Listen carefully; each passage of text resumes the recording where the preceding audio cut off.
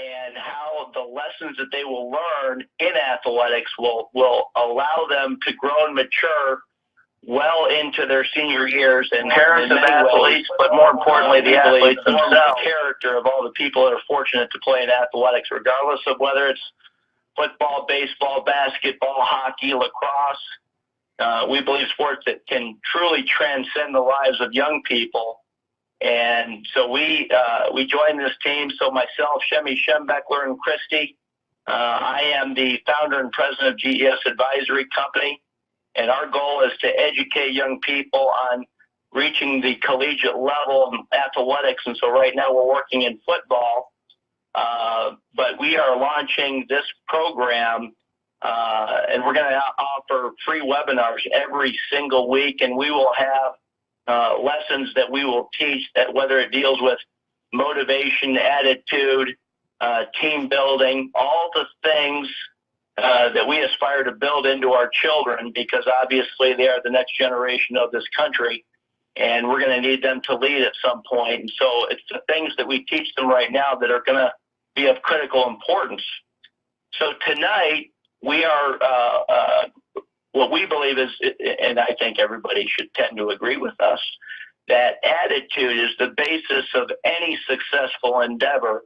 Is that if you truly have a good attitude about everything that you do, you're going to pave the way for a successful future. And so coming from a coaching legacy that I come from, so my father was the head coach at Michigan from 1969 to 1990, and he is regarded as one of the greatest leaders in the history of college football coaching. And his name was Bo Schembechler, as we mentioned already. And we have a plethora of lessons that I learned from him growing up that we are going to be able to leverage for the benefit of all the people that are listening in tonight, as well as for all the webinars here in the future.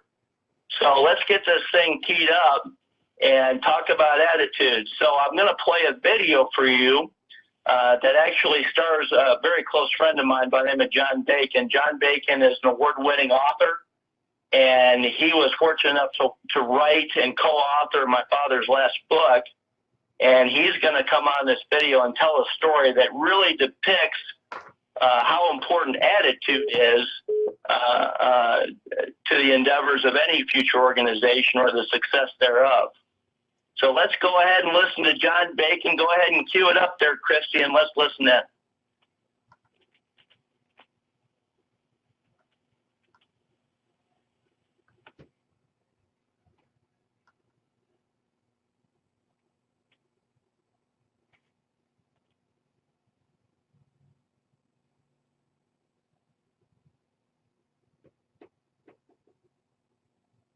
You've now lost 5 out of your last 6 games. Bo didn't lose 5 games in 5 years in the 70s. And everyone's saying the wheels are coming off, Bo's lost it, and if Bo ain't happy, ain't nobody happy.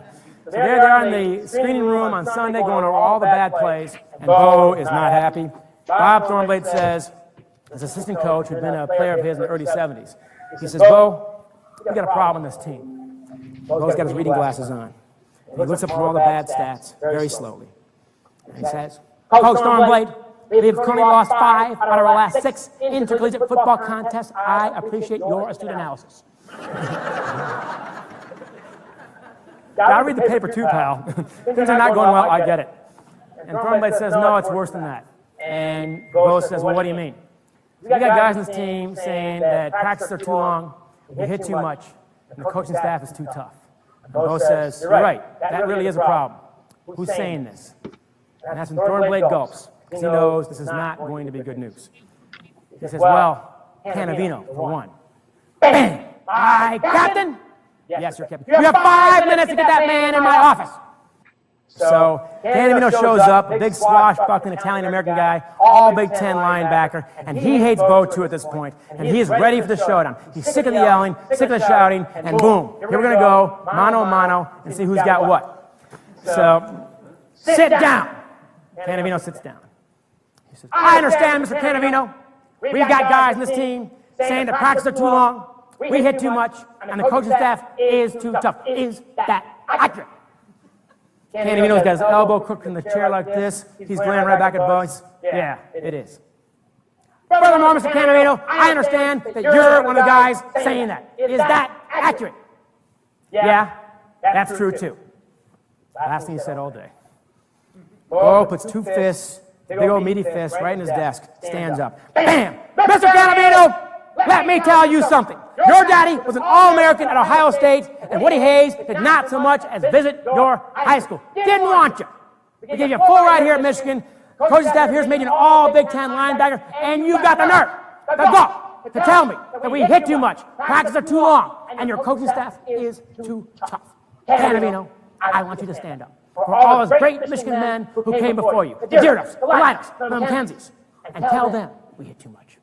Tell them your practices are too long.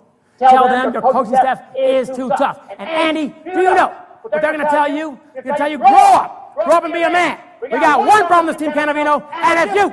And until you change your attitude, we're going to go nowhere, and it's all going to be your fault.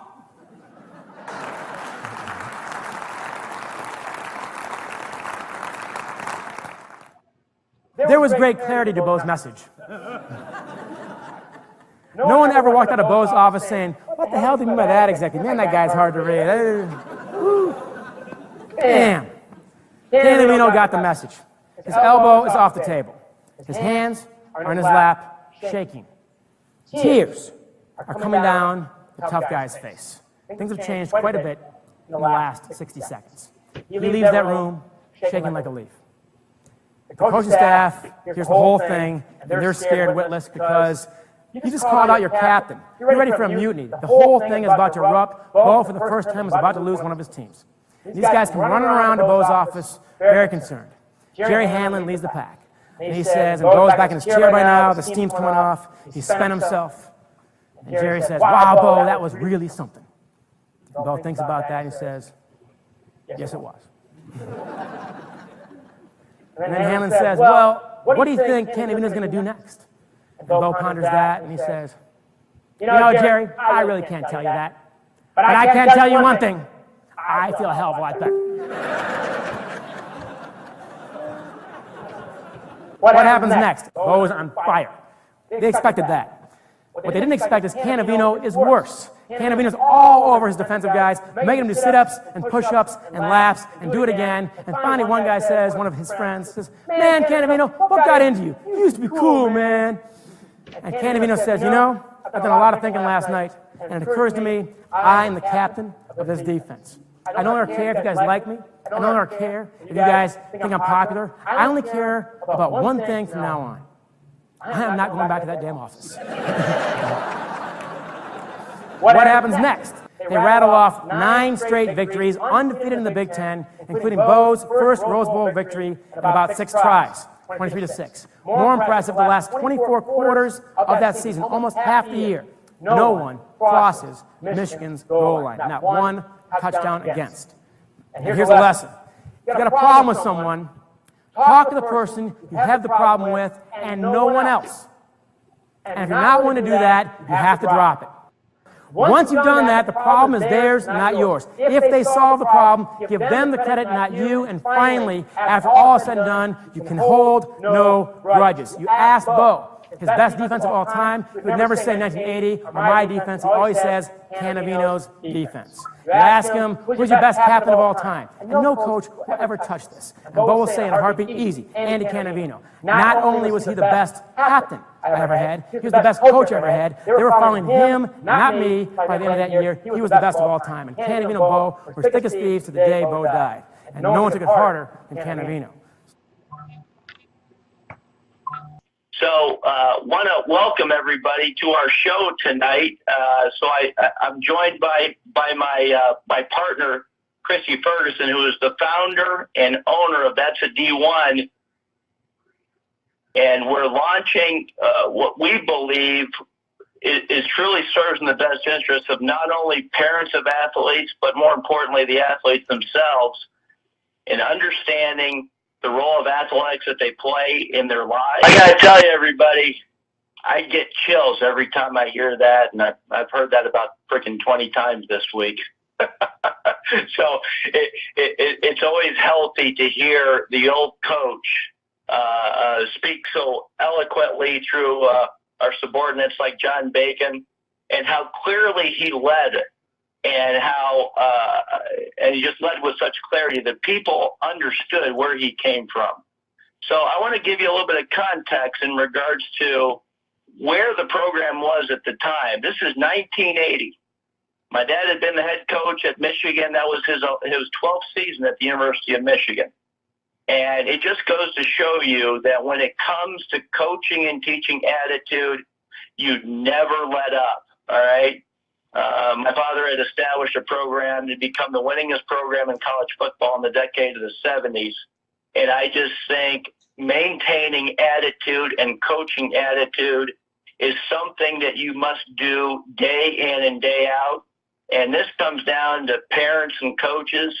And I would even challenge all the young people, whether you're a freshman, sophomore, senior, or even in middle school, of how important it is to have a positive attitude, because it's very hard to achieve what you want to achieve from a goal standpoint unless you have a great attitude. So it's always very interesting. So when we go into any regular season, I would challenge everybody to try to do this. Interesting. So when we go into any season or a class or anything like that, it's always healthy to set high goals for where you want to go. All right. When you set high goals, it actually forces your attitude to really focus on the job at hand and what are you going to do to achieve that goal. All right. So with that said, obviously I come from a football background, and football, as much as any other sport, focuses on what the team does as opposed to an individual. We can talk about great players and this and that, but if you don't have a central focus for your team, it's very hard to achieve your goals. So at Michigan, they started during 2-a-days, they would require every single player on the team. It didn't matter if you were a consensus All-American or a 4-year scout team player, a graduate assistant coach, or even the equipment manager or the trainer. You had to fill out 2 separate schedule cards to prepare yourself for what you wanted to do through that season. The first card, first and foremost, was the team goals card. So oftentimes the team type goals that you wanted to set for yourself is to make people accountable towards each other, is that make that a requirement for the entire team. Number 2, we can talk about going after a championship and things like that. But I remember vividly one year, the team actually set their number 1 team goal is to have no complaints, all right? We want to be able to do everything right so that when any issues arrive, we can handle those issues right then and there and not have to get to the complaining mode. If we can handle issues up front and eliminate selfishness, that is going to be the key to any successful organization. So when your players have a team-first mindset, it removes yourself from the responsibility of having to carry all the responsibility for the entire team. If you just understand that if you do your part, if you do everything you can to position the team to be successful. So when I came back, I was a graduate assistant at Michigan. I ran the recruiting, and it was my goal, my entire goal is to be on time for every single activity, to show up on time for meetings, to be early, to get to the building early, to show up to games early so that you were always prepared for what was going to happen. My dad used to have an outstanding rule that show up 15 minutes early and you're not late, all right? So whenever they had a team meeting, and so they started every day before they go to practice with the team meeting, before they did their breakout sessions. Every player had to get there early. If you were not there on time, if you were not 15 minutes early, the team actually had to run extra sprints at practice. And so it makes everybody accountable to each other.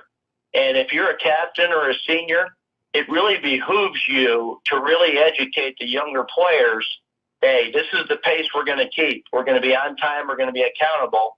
And as long as those young players understand that that is what is required to be a part of this team, players tend to fall in line pretty quickly. And it's almost like you're creating this culture that you're going to be able to achieve whatever you're going to achieve, but you're going to do it as a team. So the whole concept as a senior or junior, if you're in any position of leadership, always look out for the person next to you, okay? So if you can do that, you're going to develop a really unbelievable camaraderie, is that you really care about each other and you love each other. And if you can do that in a demanding scenario, that you're going to be able to achieve a lot of things that undoubtedly you're not going to be able to achieve by yourself, okay? So lastly, and this could be probably the most important mindset for any guy that's a leader, all right? Understand that everyone has value and something to contribute, all right? You could be the freshman manager who is going through his very first season, all right? If you understand how critically important your role is on the team, so setting up practice early, being out there early, so if players need something, if they want to get out there early and prepare, there's a role for that freshman manager that's going to lend itself to the culture so that everybody is on the same page. And so we used to have guys that were confined to wheelchairs, and in many ways this was their life and culture. And to have those guys around actually allowed the players that were all Americans and everybody down the line to appreciate the opportunity to have people like there that are struggling in life. And the fact that those people wanted to come to practice and just see something that would inspire them. And in retrospect, the favor was actually returned back to the players because they appreciate what they have. They appreciate their role and what they get a chance to do to play football at Michigan or Notre Dame or Ohio State, or even all you folks out there in the Pac-10 Conference, Southern Cal or UCLA. So understand that that is going to be the key to any successful endeavor, is to put the team first, all right? Christy, go to the next slide for us, please. So how do we get there, all right? It's very simple, and I think with that video with my dad and Mr. Canavino, imagine, just look at how quickly my dad put things into action as soon as he found out. As soon as he found out that that there was a problem on the team. You cannot get that if you do not have open communication, all right? And so for Coach Bob Thornblade, who I've known for pretty much all my life, it was important for him to identify the problem and to tell Bo so that he knew what was going on. Now, fortunately, timing played a critical role in all this. Michigan that particular year had lost to Notre Dame. They'd lost to South Carolina in a big upset, and they were literally 0-2 going into the Big Ten season. Imagine if Coach Thornblade had decided to hold this on his own and put it off for a couple of weeks and let it stew out there. What a negative impact that would have on that team, and it would be so difficult to turn the tide if he hadn't mentioned this to Bo. So by identifying the problems and their source at the earliest opportunity, the second you get wind of it, you want to address those issues immediately. And that goes for players, coaches, parents. Once you figure out there's a problem, if we have a young person that's not going to class and can't make it to practice on time and doing some of the things that they should not be doing, the sooner you address those issues, the better off you're going to be. Because if you're going to fix an attitude, you want to fix it as quickly as possible. Number 3, you want to go to the source of the problem. Go directly to the source. So the second that Thornblade outed Canavino as the source of the problem, now you understand when the guy's voted captain, he is the players have determined that he is the guy that the rest of the team's going to go to for direction. All right. So if you don't, you have to address the person that has the issue that you have the problem with if you hope to have any chance of turning the tide. It just so happened that Canavino, after week 2, was the source of the problem. And it's amazing how quickly he became the solution. And as we look back on it, and so my father's been gone for well over a decade now. If you talk to Andy Canavino today, how important that lesson was for him when he was a young swashbuckling 21-year-old, that he took that lesson to heart. And I can tell you, even today, he's going to revel in that lesson, because he has taken that experience in college and turned it into what he has turned out to be a success in life. And so the sooner you address these issues, the better off everybody is going to be. And last but certainly not least, we have to be clear that we are going to lead by example. Everybody talks about how it's important to be vocal and rah-rah and all that stuff.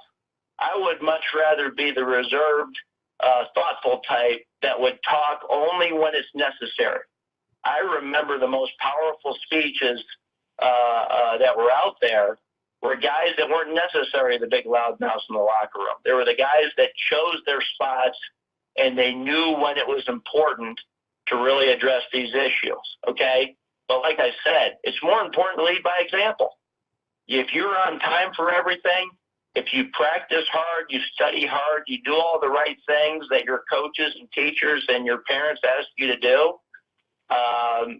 that's going to become ingrained in who you are. You become a leader by example.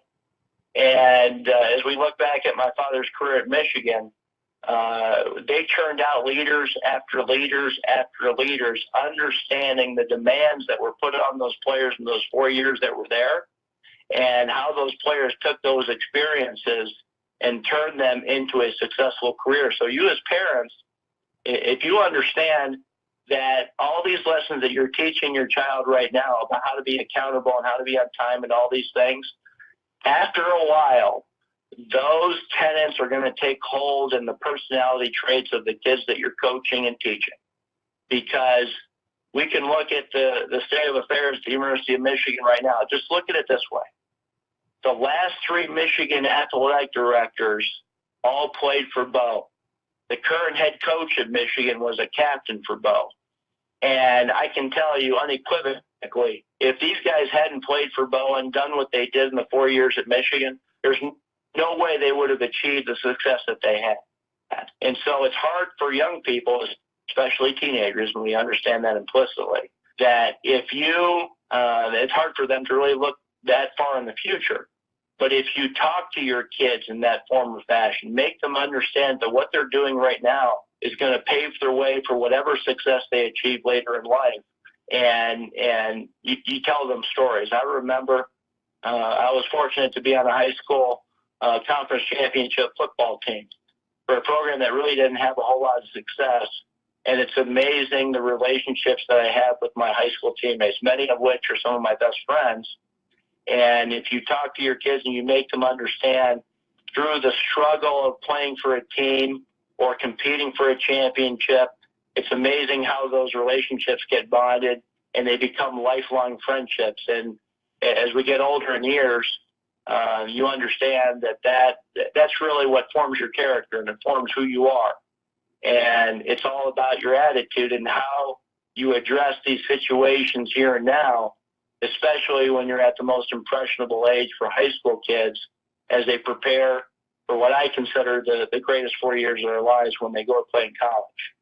And so to set those standards, to set those expectations, a love for their sport, their love for their teammates, and their love for their coaches, that they will take those experiences in turn and turn them into really positive roles within their communities, within their families, within their churches, as they get older in life, to really take hold of those tenets, and it's going to put them on the best footing going forward.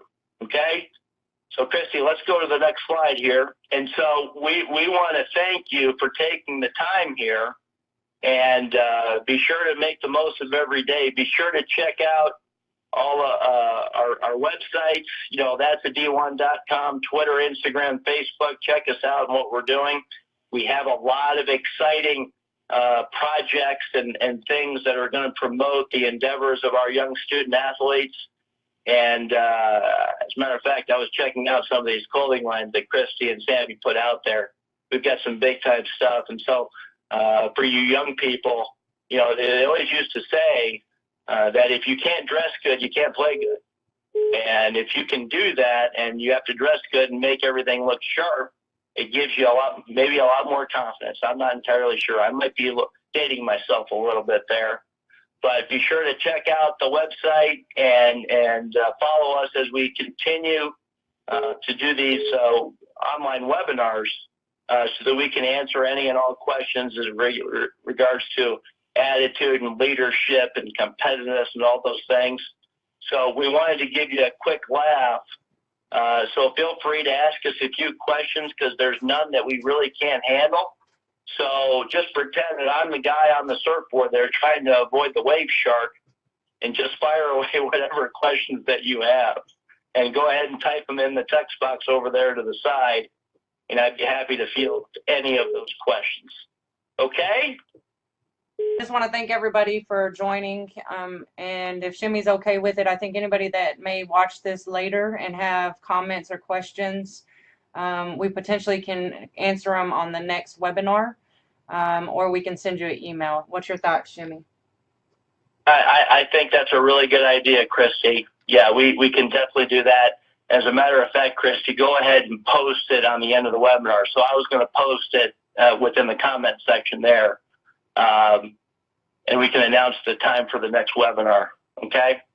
Sounds great. I think for everyone who has been on live and who is going to watch it in the future, very interesting information. Really appreciate your time that you spend on this webinar, Shemy. Thanks, Christy. We're excited to get things kicked off.